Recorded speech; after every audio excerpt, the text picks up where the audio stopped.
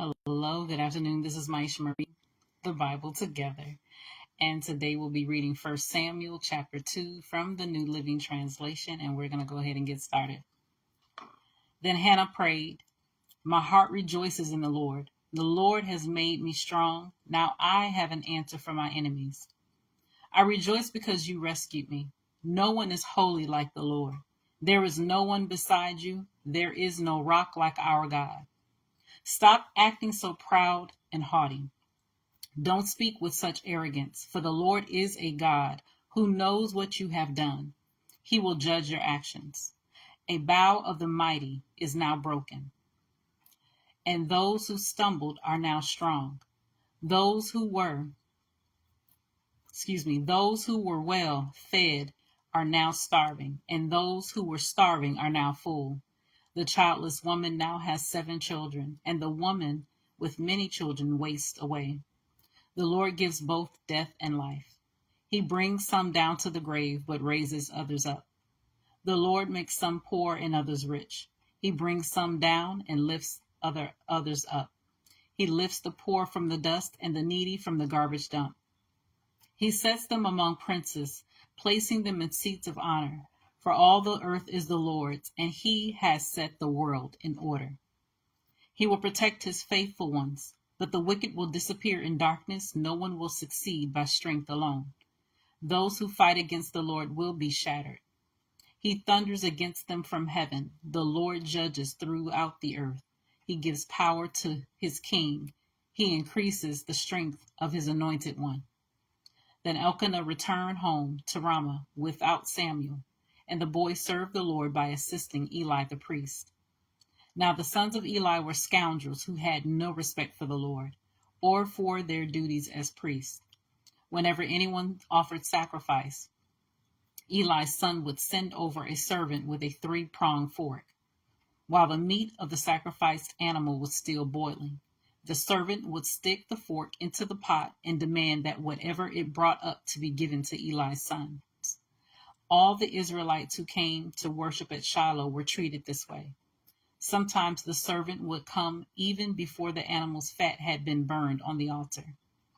He would demand raw meat before it had been boiled so that it could be used for roasting.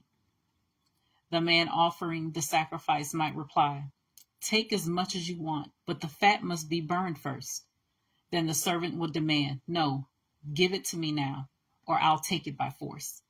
So the sin of these young men was very serious in the Lord's sight, for they treated the Lord's offerings with contempt. But Samuel, though he was only a boy, served the Lord. He wore a linen garment like that of a priest. Each year his mother made a small coat for him and brought it to him when she came with her husband for the sacrifice. Before they returned home, Eli would bless Elkanah and his wife and say, "May the Lord give you other children to take the place of this one she gave to the Lord." And the Lord blessed Hannah, and she conceived and gave birth to 3 sons and 2 daughters. Meanwhile, Samuel grew up in the presence of the Lord. Now Eli was very old, but he was aware of what his sons were doing to the people of Israel. He knew, for instance, that his sons were seducing the young women who assisted at the entrance of the tabernacle.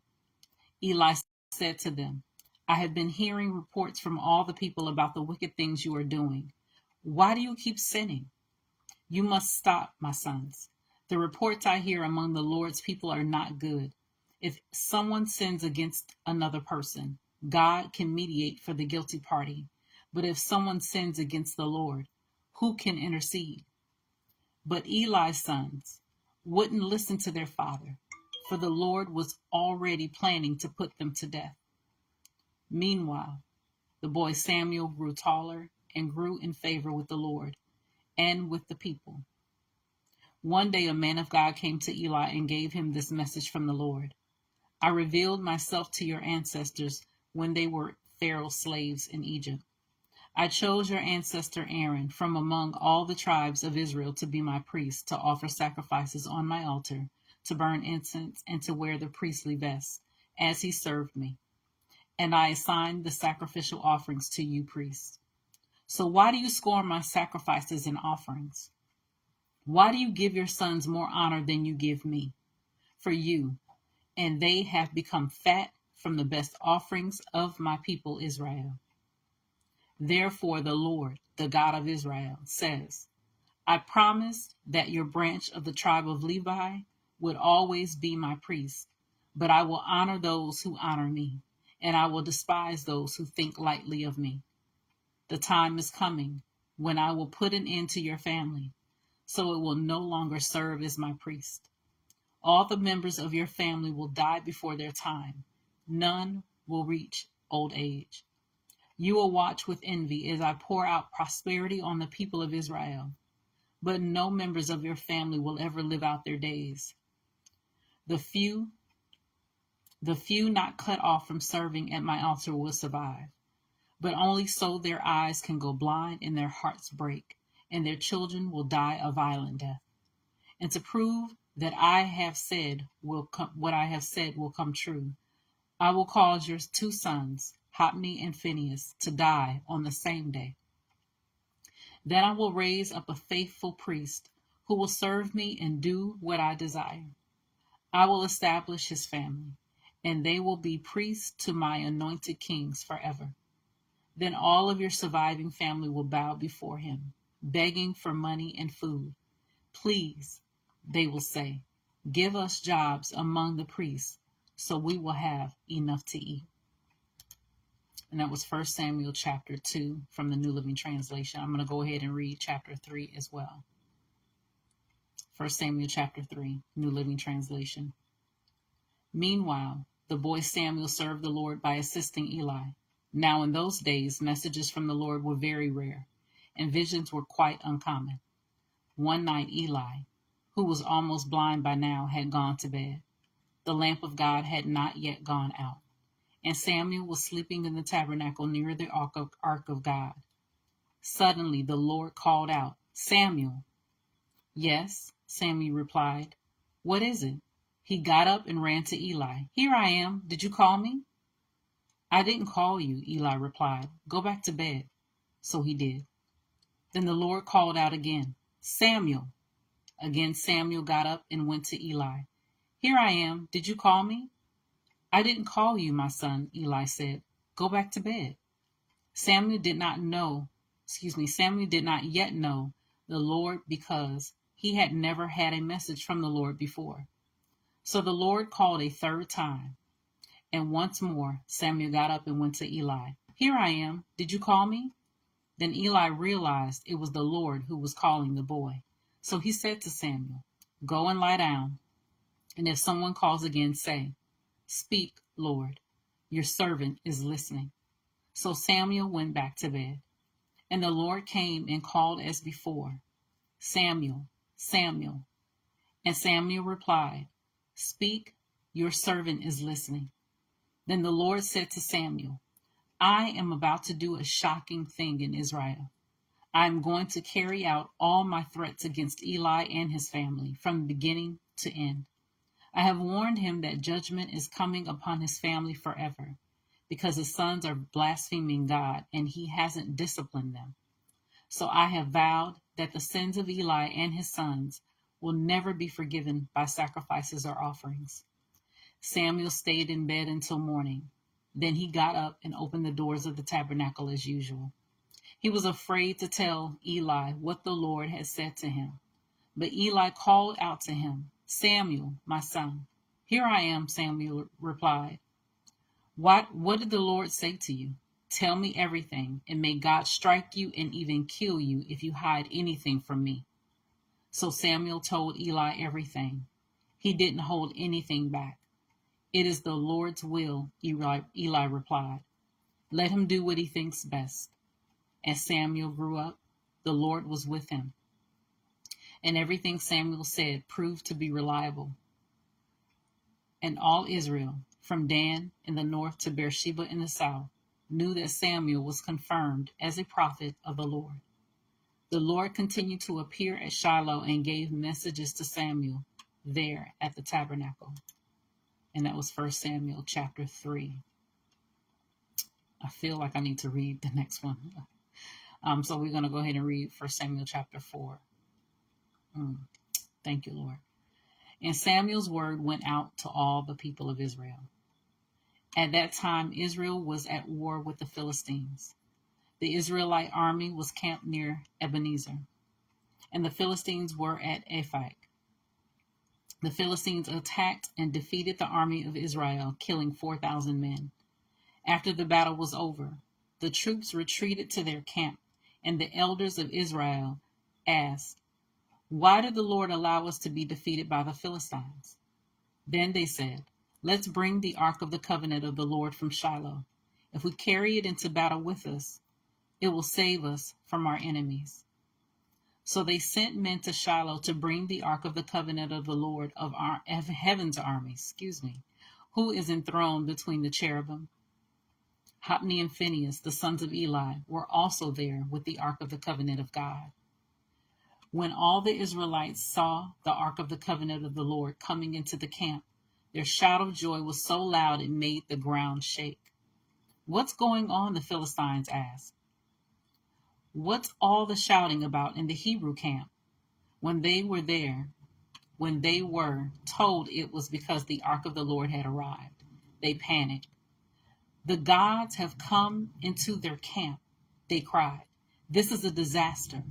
We have never had to face anything like this before. Help! Who can save us from these mighty gods of Israel?" They are the same gods who destroyed the Egyptians with plagues when Israel was in the wilderness. Fight as never before, Philistines. If you don't, we will become the Hebrew slaves, just as they have been ours. Stand up like men and fight. So the Philistines fought desperately, and Israel was defeated again.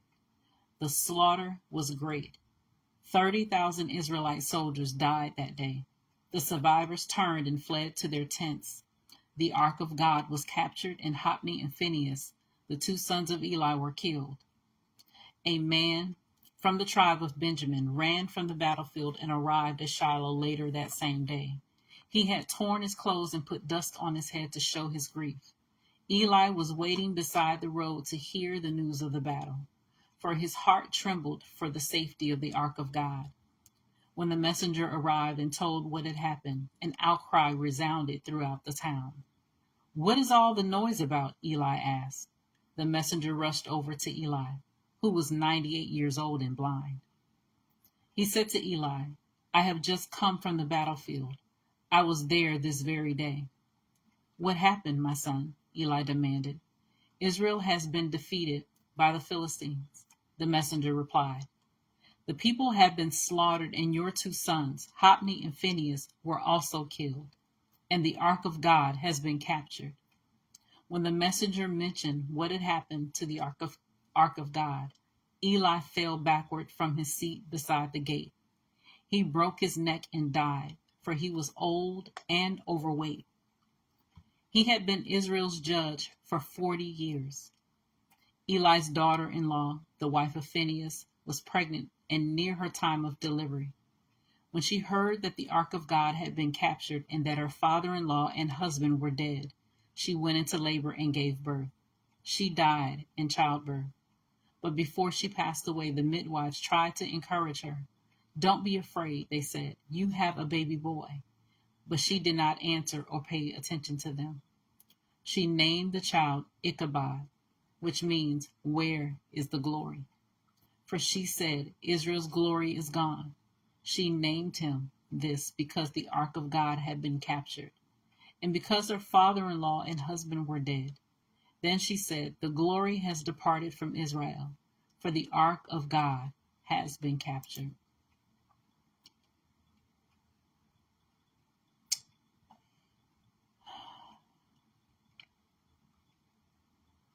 Chapter 5. I believe this is the last one for today. 1 Samuel chapter 5, New Living Translation. After the Philistines captured the ark of God, they took it from the battleground at Ebenezer to the town of Ashdod.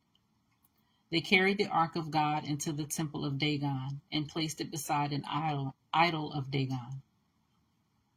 But when the citizens of Ashdod went to see it the next morning, Dagon had fallen with his face to the ground in front of the ark of the Lord. So they took Dagon and put him in his place again. But the next morning the same thing happened. Dagon had fallen face down before the ark of the Lord again.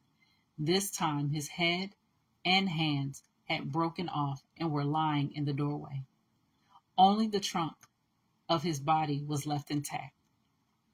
That is why to this day neither the priest of Dagon nor anyone who enters the temple of Dagon in Ashdod will step on its threshold.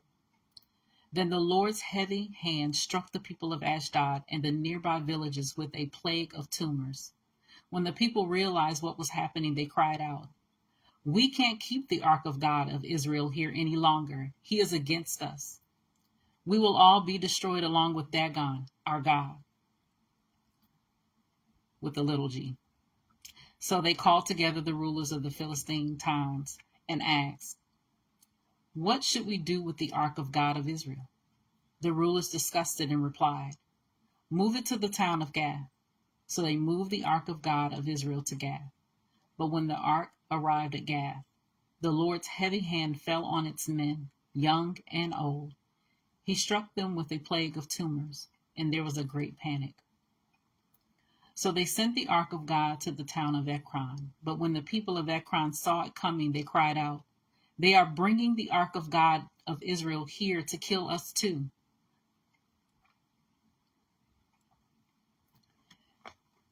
Excuse me. Please send the ark of God of Israel back to its own country, or it will kill us all. For the deadly plague from God had already begun, and great fear was sweeping across the town. Those who didn't die were afflicted with tumors, and the cry from the town rose to heaven. Excuse me. So today we actually read 1 Samuel chapter 2, I think we started from, all the way through chapter 5 today. This is the first. I think the most that I feel led to read is maybe 3. So we read all of those up to Samuel chapter 5 from the New Living Translation. Hey, Claudette. Love you, lady. So as always, continue to search the scriptures daily to see what is true. Allow Holy Spirit to illuminate the word into your heart, your mind, and soul, bringing knowledge, understanding, and wisdom. And most of all, revelation of who God is, his true nature, his character, and how much he truly, truly loves you. You guys take care. God bless, and until next time.